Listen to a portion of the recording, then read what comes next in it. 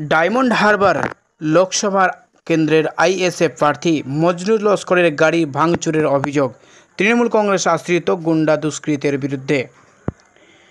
Diamond Harbour block 1-এর Basuldanga অঞ্চলের ISF কর্মীদের ওপরে আক্রমণের অভিযোগ এবং তাদের বাড়িতে গিয়েও মহিলাদের ওপরে আক্রমণের অভিযোগ তৃণমূল কংগ্রেসের আশ্রিত গুন্ডা দুষ্কৃতের বিরুদ্ধে।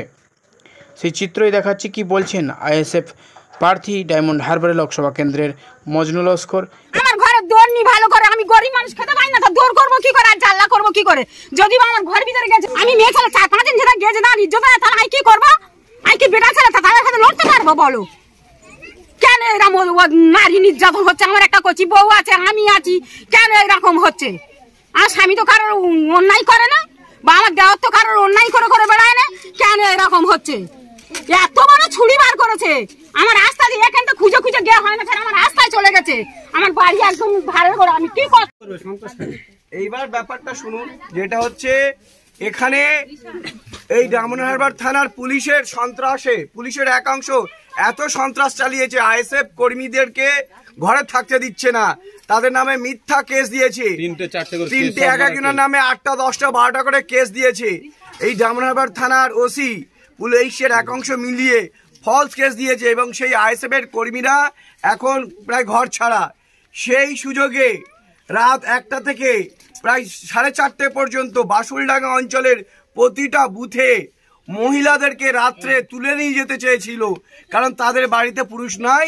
সেই সুযোগে অভিষেক ব্যানার্জি একজন সন্ত্রাসী, তার সন্ত্রাসীরা বাইক চড়ে এসেছিল, এক একটা বাইকে 2-3 করে, তাদের হাতে পিস্তল, তাদের হাতে পুলিশের লাঠি, সেইগুলো নিয়ে বাড়িতে মা বোনদের উপর চড়া হয় এবং মা বোনদেরকে তুলে নিয়ে যেতে চেয়েছিল।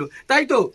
আপনাদেরকে তুলে নিয়ে যেতে চাইছিল, ওরকম তুলে নিয়ে যেতে চাইছিল, এই মা বোনদেরকে তুলে নিয়ে যেতে চেয়েছিল, মা বোনরা প্রতিরোধ করেছে, যার ফলে তারা পালিয়ে গিয়েছে।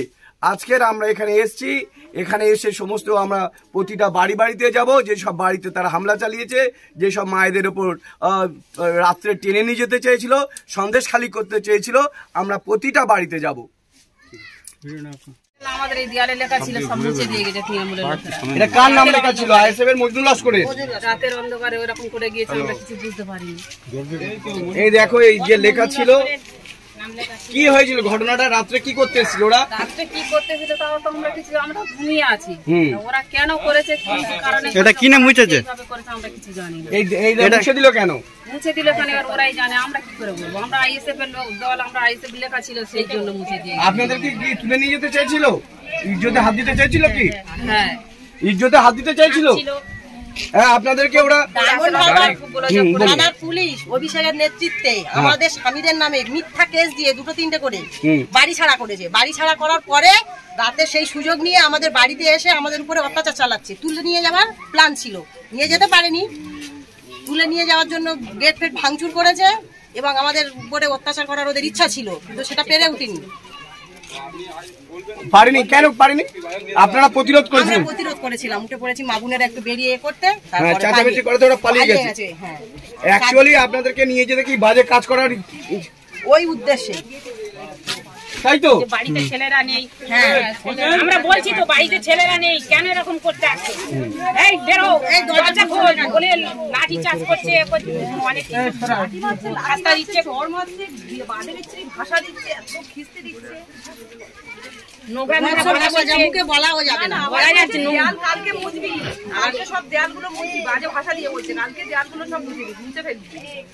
আবার আসছি কালকে, আবার কালকে আসবে 30টা বাইক হবে, 3 জন করে, 2 জন নয়, প্রত্যেকটা বাইক 3 জন করে, আর মাথা ফেটি মেরে পুরো বাসুলডাঙ্গা পঞ্চায়েতে। ওদের হাতে কি কি ছিল?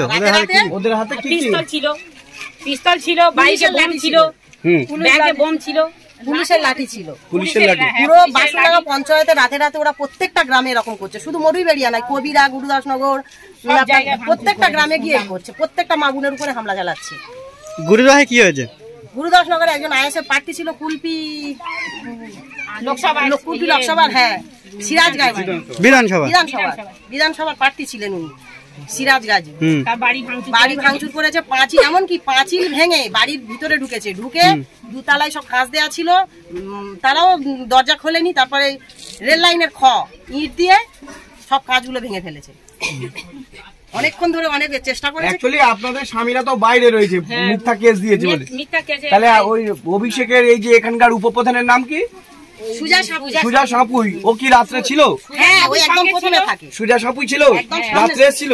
মেয়েরা কি ছিল না, বাইরে থেকে কিছু দেখে বলছে 2-3টে মেয়ে ছিল সঙ্গে, সেটা আমরা ঠিক দেখিনি, বুঝতে পারিনি। ওদের সাথে মেয়েরাও ছিল? মেয়েরাও ছিল, 3টে মেয়ে ছিল। 3টে মেয়ে ছিল? 3টে মেয়ে ছিল। আপনাদের গ্রামের? না, মেয়েগুলো চিনতে পারিনি, ছেলে কিছু চিনতে পেরেছি আমাদের গ্রামে ছিল। আপনাদের কি মনে হয় যে দামোদর থানার সিভিক পুলিশের মেয়েরা এরা? না, ওটা সিভিক নয়। সিভিক নয়? কি ড্রেসে ছিল? তাদের ড্রেস কেমন ছিল? Simple dress. সিম্পলি তাহলে তোমাদের কি আটক করার তারে? হতেও পারে, না হলে মেয়েরা আসবে কেন? মেয়ে কেন এসছে? তাহলে সন্দেহ এক সপ্তাহ আগেও এসেছিল আমাদের বাড়িতে, সপ্তাহে একবার করে আসছে। 15-20 জন, সে পুলিশও 5-6 জন ছিল, আর তারপরে বাহিনী ছিল, গুন্ডা বাহিনী ছিল, পুলিশ